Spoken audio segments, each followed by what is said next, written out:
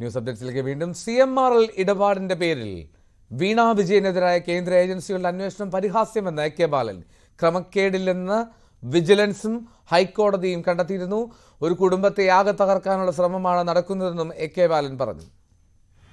ഒരു കാര്യം ഞാൻ വളരെ വ്യക്തമായിട്ട് പറയാം, നിങ്ങൾ എങ്ങനെ വേട്ടയാടിയാലും ഇതുമായി ബന്ധപ്പെട്ടുകൊണ്ട് ഏതെങ്കിലും രൂപത്തിലുള്ള ഒരു പ്രതികൂല വിധി പിണറായിക്കോ പിണറായിയുടെ കുടുംബത്തിനോ എതിരായി ഒരാൾ വിചാരിച്ചാലും ഉണ്ടാക്കാൻ കഴിയില്ല. കാരണം നമ്മുടെ രാജ്യത്തിൽ നിയമവ്യവസ്ഥയില്ലേ, ഇത്രയും പരിഹാസ്യമായിട്ടുള്ള ഒരു സ്ഥിതിവിശേഷം എപ്പോഴെങ്കിലും നിങ്ങൾ കണ്ടിട്ടുണ്ടോ? ഇപ്പൊ പറയുന്നത് കേന്ദ്ര അന്വേഷണ ഏജൻസികളെ വെച്ചതിന്റെ പ്രധാനപ്പെട്ട കാരണം കർണാടക നമ്മുടെ രജിസ്ട്രാർ ഓഫ് കമ്പനീസ് ROCയുടെ ശുപാർശ പ്രകാരമാണ്. ROCയുടെ ശുപാർശ പ്രകാരമാണെങ്കിൽ ഈ കമ്പനി വൈൻഡപ്പ് ചെയ്ത കമ്പനിയല്ലേ, ആ വൈൻഡപ്പ് ചെയ്യാൻ ഇവർ അനുവാദം കൊടുക്കാൻ പാടുണ്ടായിരുന്നോ? അന്നേ എടുക്കേണ്ട പ്രശ്നമല്ലേ ഇത്. അപ്പോൾ വൈൻഡപ്പ് ചെയ്യുന്നതിന് യാതൊരു തകരാറുമില്ല എന്നുള്ളത് കൊണ്ടാണല്ലോ എക്സാലോജിക് ആ കമ്പനി വൈൻഡപ്പ് ചെയ്തത്. അന്ന് കാണാത്ത കാര്യം ഇപ്പം എവിടുന്നാണ് വരുന്നത്? മസാല ബോണ്ടിലെ ഫെമ നിയമലംഘനം പരിശോധിക്കാനുള്ള ED നീക്കം ചോദ്യം ചെയ്ത് മുൻ ധനമന്ത്രി ഡോക്ടർ TM തോമസ് ഐസക്കും കിഫ്ബി നൽകിയ ഹർജിയിൽ EDക്ക് സമൻസ്. ഹർജി വെള്ളിയാഴ്ച വീണ്ടും പരിഗണിക്കും. ഫെമ നിയമലംഘനം പരിശോധിക്കാൻ EDക്ക് അധികാരമില്ല എന്നാണ് ഹർജികളിലെ പ്രധാന വാദം. ജാർഖണ്ഡിൽ ചമ്പൈ സോറനെ മുഖ്യമന്ത്രിയാക്കണമെന്നാവശ്യപ്പെട്ട് മഹാസഖ്യം നൽകിയ കത്തിന് ഗവർണറുടെ മറുപടി ഇന്നുണ്ടാകും. 47 MLA-മാരുടെ പിന്തുണ ഉണ്ടെന്നാണ് മഹാസഖ്യം അവകാശപ്പെടുന്നത്. ED അറസ്റ്റ് ചെയ്ത ഹേമന്ത് സോറൻ രാജിവെച്ചതിന് പിന്നാലെയാണ് ചമ്പൈ സോറനെ മുഖ്യമന്ത്രിയായി തെരഞ്ഞെടുത്തത്. ഒത്തുതീർപ്പിനായി യാചിക്കില്ലെന്നും ഓരോ നിമിഷവും പോരാടുമെന്നും ഹേമന്ത് സോറൻ സാമൂഹിക മാധ്യമമായ എക്സിൽ കുറിച്ചു. ED നടപടിയെ ചോദ്യം ചെയ്ത് ഹേമന്ത് സോറൻ നൽകിയ ഹർജി സുപ്രീം കോടതി നാളെ പരിഗണിക്കും. വാരാണസിയിലെ ഗ്യാൻവ്യാബി മസ്ജിദിൽ ആരാധന നടത്തി ഹൈന്ദവ വിഭാഗം.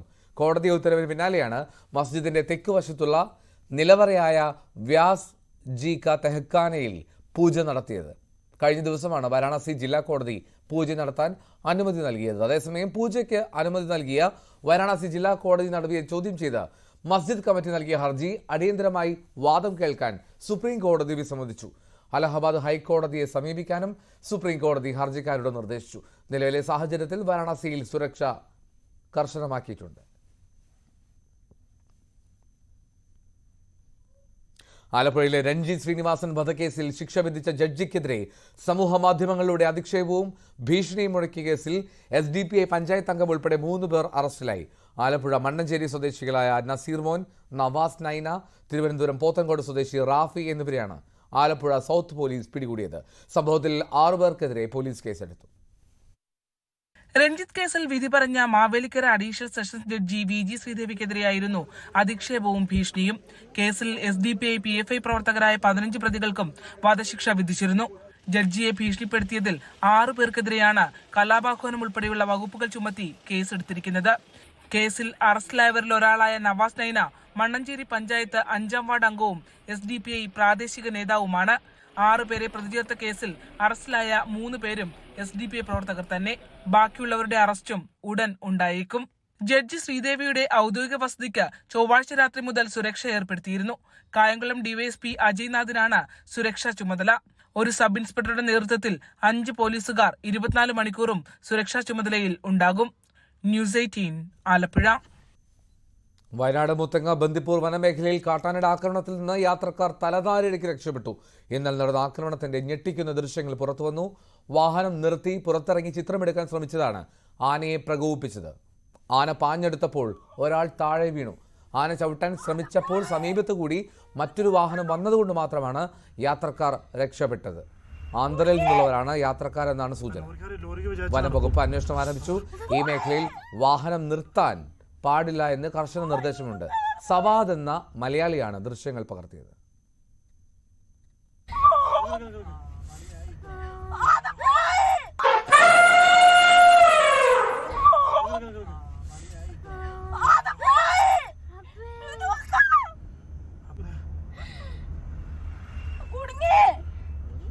ലോറിക്ക് വിചാരിച്ച് നടക്കും.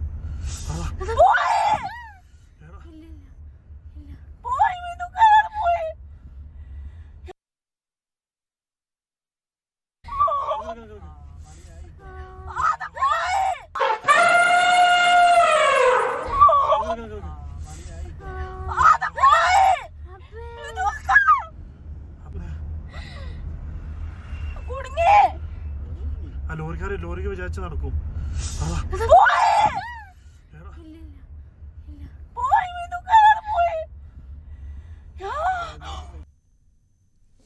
വയനാട് പുൽപ്പള്ളിയിൽ വീണ്ടും കടുവയുടെ ആക്രമണം. താന്നിത്തെരുവിൽ താഴത്തേടത്ത് ശോശാമയുടെ പശുക്കിടാവിനെ കടുവ കൊന്നു. ഇന്ന് പുലർച്ചെ 4:30-ക്കായിരുന്നു തൊഴുത്തിന് പിറകിൽ കെട്ടിയ പശുക്കിടാവിനെ കടുവ ആക്രമിച്ചത്. ശബ്ദം കേട്ട് പുറത്തിറങ്ങിയ വീട്ടുകാർ ഒച്ച വെച്ചതോടെ കടുവ പശുക്കിടാവിനെ ഉപേക്ഷിച്ച് ഓടിമറഞ്ഞു. വനംവകുപ്പ് സ്ഥലത്തെത്തിയിട്ടുണ്ട്.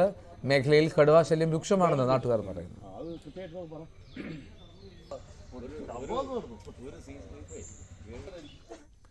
തൃശൂർ ചൊവ്വന്നൂരിൽ ആനയിടഞ്ഞു. കടക്കേച്ചാൽ ഗണേശൻ എന്ന ആന രണ്ടാം പാപ്പാനെ തുമ്പിക്കൈ കൊണ്ട് അടിച്ചിട്ടു. കുത്താൻ ശ്രമിച്ചെങ്കിലും പാപ്പാൻ തൊട്ടടുത്ത വീട്ടിലേക്ക് ഓടിക്കയറി രക്ഷപ്പെട്ടു. 20 മിനിറ്റ് വരെ ആന പാപ്പാൻ കയറി വീടിന് മുന്നിൽ നിന്നു. ഒന്നാം പാപ്പാനെ സ്ഥലത്തെത്തിച്ചാണ് ആനയെ ശാന്തനാക്കിയത്.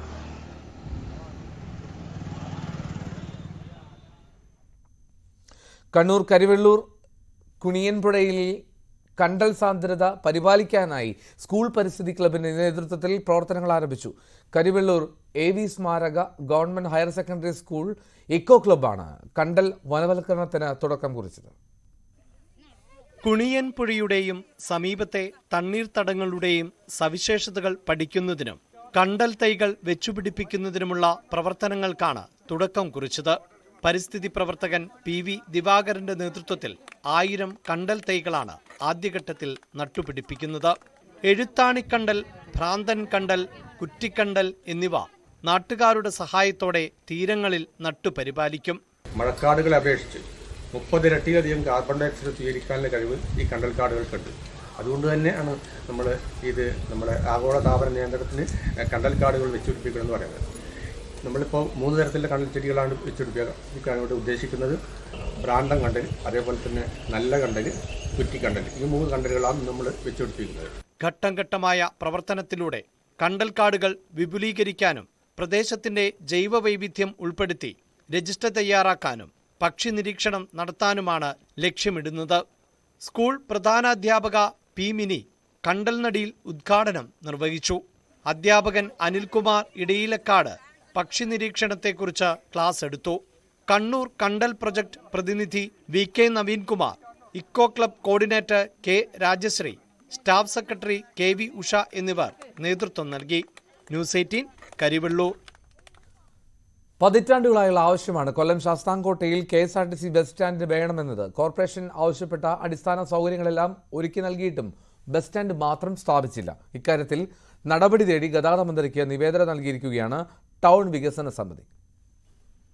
കുന്നത്തൂർ താലൂക്ക് ആസ്ഥാനമായ ശാസ്താംകോട്ടയിൽ KSRTC ഓപ്പറേറ്റിംഗ് സെന്റർ വേണമെന്ന ആവശ്യം ശക്തമാണ്. അടിയന്തര നടപടി ആവശ്യപ്പെട്ട് ടൗൺ വികസന സമിതി ഗതാഗത മന്ത്രിക്ക് നിവേദനം നൽകി. ശാസ്താംകോട്ടയിൽ KSRTC ബസ് സ്റ്റേഷൻ ഉദ്ഘാടനം നടത്തിയപ്പോൾ ഡിപ്പോയായി ഉയർത്തിയെന്ന് പ്രഖ്യാപനം വന്നിരുന്നു.